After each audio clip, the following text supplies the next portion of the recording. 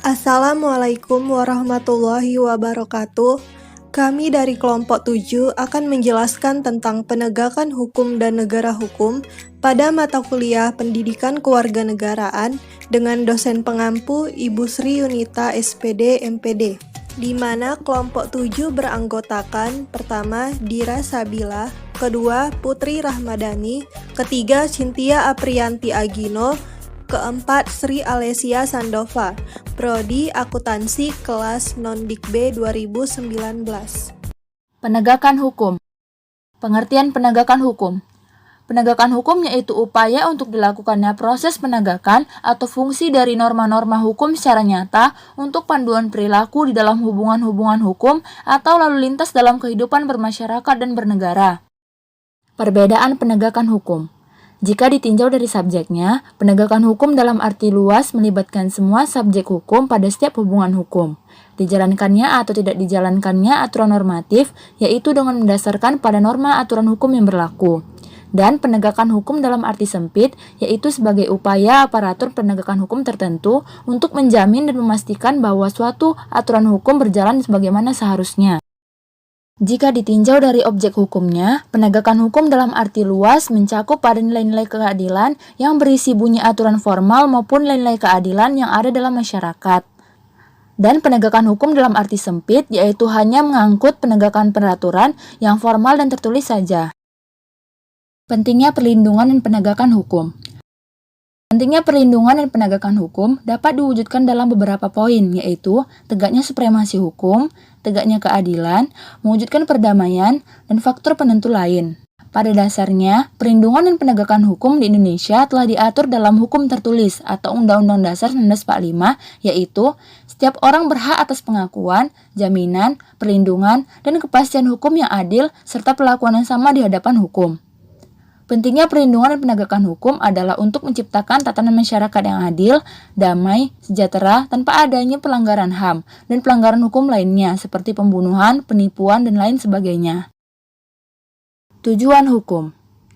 Pada hakikatnya, tujuan penegakan hukum adalah untuk mewujudkan apa yang hendak dicapai oleh hukum. Teguh Prasetyo mengatakan bahwa tujuan hukum itu adalah mencapai keseimbangan agar hubungan yang ditimbulkan oleh kepentingan masyarakat tidak terjadi kekacauan. Selanjutnya menurut beliau bahwa tujuan hukum secara umum adalah untuk mencapai keadilan. Tipe-tipe hukum terbagi atas 3, yaitu hukum represif, hukum otonom, dan juga hukum responsif. Hukum represif adalah hukum sebagai alat kekuasaan represif dari penguasa negara atau rezim yang berkuasa dalam pemerintahan. Hukum ini dikembangkan sebagai bagian dari sistem kekuasaan absolut yang bertujuan untuk mempertahankan kekuasaan, di mana hukum represif keras dan terperinci bagi rakyat, akan tetapi lunak mengikat para pembuat peraturan dan juga penguasa negara karena hukum ini tunduk pada politik kekuasaan. Selanjutnya, hukum otonom. Hukum otonom adalah hukum sebagai peranata yang mampu menetralisasikan represif penguasa negara dan melindungi integritas hukum itu sendiri. Pada tipe ini, hukum bertujuan untuk membatasi kesewenang-wenangan, baik dalam mempertahankan atau mengubah kekuasaan status quo. Selanjutnya, hukum responsif. Hukum responsif yaitu hukum sebagai suatu sarana untuk menanggapi ketentuan-ketentuan sosial dan aspirasi-aspirasi masyarakat. Artinya, hukum yang dikembangkan mempunyai sasaran kebijakan dan penjabaran yuridis dari reaksi kebijakan yang diambil oleh pemerintah, serta pentingnya partisipasi kelompok dan pribadi-pribadi yang terlibat dalam penentuan kebijakan negara. Faktor-faktor yang mempengaruhi penegakan hukum terbagi atas 5. Yang pertama yaitu faktor hukumnya sendiri. Semakin baik suatu peraturan hukum akan semakin memungkinkan penegakannya. Sebaliknya, semakin tidak baik suatu peraturan hukum akan semakin sukarlah penegakannya. Yang kedua, faktor penegak hukum. Pihak-pihak yang berkaitan secara langsung dalam proses penegakan hukum, yaitu kepolisian, kejaksaan, peradilan, advokat, dan lembaga pemasyarakatan. Yang ketiga, faktor sarana atau fasilitas. Tanpa adanya sarana atau fasilitas tertentu, maka tidak mungkin penegakan hukum akan berlangsung dengan lancar. Sarana atau fasilitas tersebut antara lain mencakup tenaga manusia. Yang keempat, faktor masyarakat. Semakin tinggi tingkat kesadaran hukum masyarakat, maka akan semakin memungkinkan penegakan hukum yang baik. Sebaliknya, semakin rendah tingkat kesadaran hukum masyarakat, maka akan semakin sukar untuk melaksanakan penegakan hukum yang baik. Yang kelima, faktor kebudayaan. Semakin banyak penyesuaian antara peraturan perundang-undangan dan kebudayaan masyarakat, maka akan semakin mudah dalam menegakkannya. Sebaliknya, apabila suatu peraturan perundang-undangan tidak sesuai atau bertentangan dengan kebudayaan masyarakat, akan semakin sukar untuk melaksanakan atau menegakkan peraturan hukum yang dimaksud. Lembaga penegak hukum yang ada di Indonesia. Yang pertama ada Kejaksaan. Menurut Undang-Undang Nomor 16 Tahun 2004 tentang Kejaksaan, Kejaksaan dan perkembangan sistem ketatanegaraan di Indonesia. Lembaga Kejaksaan merupakan bagian dari lembaga eksekutif yang tunduk kepada Presiden. Akan tetapi apabila dilihat dari segi fungsi, Kejaksaan merupakan bagian dari lembaga yudikatif. Yang kedua, kehakiman. Menurut Undang-Undang Nomor 48 Tahun 2009 tentang kekuasaan kehakiman, Pasal 1 Ayat 1, undang-undang tersebut memberi definisi tentang kekuasaan kehakiman sebagai berikut.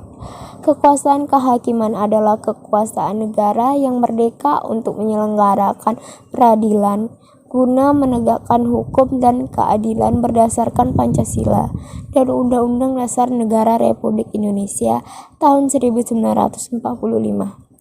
Demi terselenggaranya negara hukum Republik Indonesia. Yang ketiga, advokat. Menurut Undang-Undang Nomor 18 Tahun 2003 Pasal 5 Ayat 1 berisi tentang advokat berstatus penegak hukum, bebas dan mandiri yang dijamin oleh hukum dan peraturan perundang-undangan. Yang keempat, lapas atau lembaga permasyarakatan. Menurut Undang-Undang Nomor 12 Tahun 1995, sistem pemasyarakatan merupakan suatu rangkaian kesatuan penegakan hukum. Oleh karena itu, pelaksanaannya tidak dapat dipisahkan dari pengembangan konsep umum mengenai pemidanaan. Yang kelima, kepolisian. Menurut Undang-Undang Nomor 2 Tahun 2002, Pasal 13 menyatakan kepolisian mempunyai tugas pokok memelihara keamanan dan ketertiban masyarakat, menegakkan hukum, dan memberikan perlindungan, pengayoman, dan pelayanan kepada masyarakat. Negara hukum. Negara hukum adalah negara yang penyelenggaraan kekuasaan pemerintahannya didasarkan atas hukum. Ada dua unsur dalam negara hukum, yaitu pertama, hubungan antara yang memerintah dan yang diperintah tidak berdasarkan kekuasaan, melainkan berdasarkan suatu norma objektif yang juga mengikat pihak yang memerintah.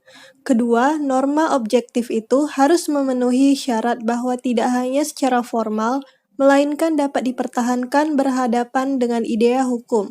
Sejarah perkembangan konsep negara hukum. Pertama, negara hukum Eropa kontinental. Negara hukum Eropa kontinental ini dipelopori oleh Immanuel Kant. Tujuan negara hukum menurut Kant adalah menjamin kedudukan hukum dari individu-individu dalam masyarakat. Konsep negara hukum ini dikenal dengan negara hukum liberal atau negara hukum dalam arti sempit. Kedua, negara hukum Anglo-Saxon atau rule of law. Negara Anglo-Saxon tidak mengenal negara hukum, tetapi mengenal atau menganut apa yang disebut dengan the rule of law atau pemerintahan oleh hukum. Rule of law adalah sebuah konsep hukum yang sesungguhnya lahir dari sebuah bentuk protes terhadap sebuah kekuasaan yang absolut di sebuah negara. Ciri-ciri negara hukum. 1. Ciri negara hukum Eropa kontinental. Menurut Kant, untuk dapat disebut sebagai negara hukum harus memiliki dua unsur pokok, yaitu pertama, adanya perlindungan HAM, kedua, adanya pemisahan kekuasaan. 2. Ciri negara hukum Anglo-Saxon atau rule of law. Menurut Avi Dicey, negara hukum harus memiliki 3 unsur pokok, yaitu pertama, supremacy of law atau supremasi hukum. Dalam suatu negara hukum, maka kedudukan hukum merupakan posisi tertinggi. Kekuasaan harus tunduk pada hukum, bukan sebaliknya hukum tunduk pada kekuasaan. Hal ini karena hukum harus menjadi tujuan untuk melindungi kepentingan rakyat. Kedua, equality before the law, atau kedudukan sama atau sederajat di mata hukum. Dalam negara hukum, kedudukan penguasa dengan rakyat di mata hukum adalah sama atau sederajat. Yang membedakan hanyalah fungsinya, yakni pemerintah berfungsi mengatur dan rakyat yang diatur. Ketiga, human right, atau hak-hak manusia dalam undang-undang. Human right meliputi 3 hal pokok, yaitu pertama, the right to personal freedom, atau kemerdekaan pribadi. Kedua, the right of discussion, atau kemerdekaan berdiskusi. 3. The right of public meeting, atau kemerdekaan mengadakan rapat. Tipe negara hukum. Tipe negara hukum terbagi atas 3 tipe. Yang pertama, tipe negara hukum liberal. Tipe negara hukum liberal ini menghendaki supaya negara berstatus pasif. Artinya bahwa negara harus tunduk pada peraturan-peraturan negara. Yang kedua, tipe negara hukum formil atau division of power. Negara hukum formil yaitu negara hukum yang mendapatkan pengesahan dari rakyat. Segala tindakan penguasa memerlukan bentuk hukum tertentu, harus berdasarkan undang-undang. Dan yang ketiga ada tipe negara hukum material. Negara hukum material sebenarnya merupakan perkembangan lebih lanjut dari negara hukum formil, di mana tindakan penguasa harus berdasarkan undang-undang atau berlaku asas legalitas.